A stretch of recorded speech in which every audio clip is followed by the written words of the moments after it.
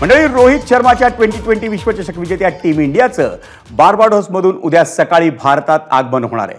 खराब हवामानामुळे 3 दिवस बार्बाडोसमध्ये अडकून पडलेल्या भारतीय संघासाठी बीसीसीआयनं खास विमानाची व्यवस्था केली आहे. त्या विमानानं टीम इंडिया उद्या सकाळी पहाटे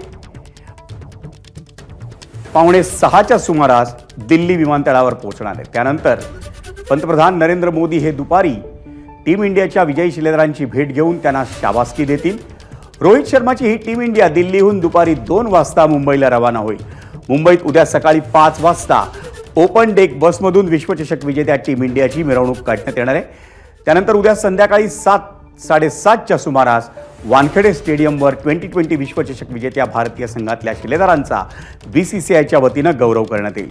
टीम इंडियाच्या या विजयोत्सवाचं एबीपी माझावर आपण थेट प्रक्षेपण पाहू शकाल.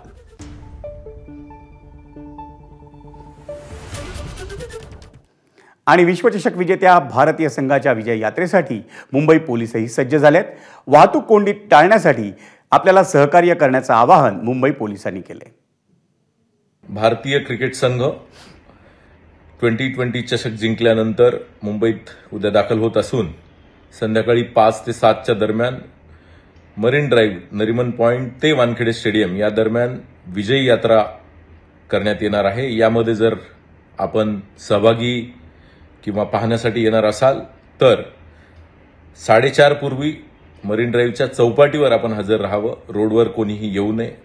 त्याचप्रमाणे खासगी वाहनांचा वापर टाळा व पोलिसांनी सुरक्षेच्या कारणास्तव जे नियोजन केलेलं आहे त्याकरिता देण्यात येणाऱ्या सर्व सूचनांचं आपण पालन करावं.